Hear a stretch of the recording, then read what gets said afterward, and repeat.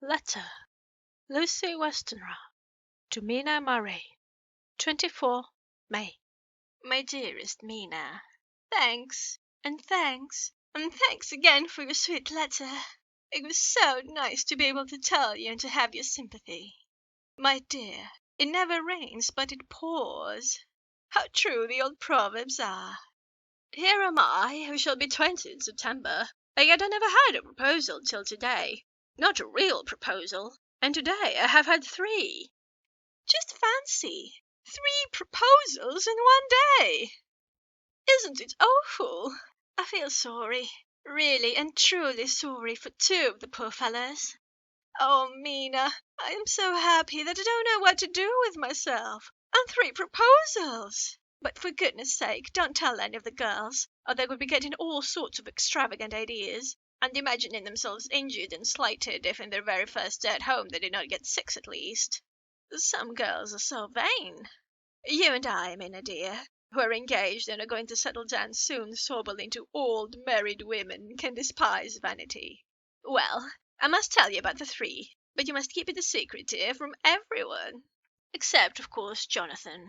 You will tell him, because I would, if I were in your place, certainly tell Arthur. A woman ought to tell her husband everything. Don't you think so, dear? And I must be fair. Men like women, certainly their wives, to be quite as fair as they are.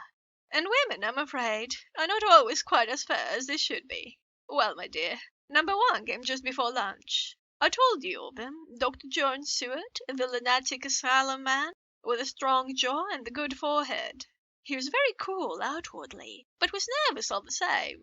He had evidently been schooling himself as to all sorts of little things, and remembered them, but he almost managed to sit down on his silk hat, which men don't generally do when they're cool. And then, when he wanted to appear at ease, he kept playing with a lancet in a way that made me nearly scream.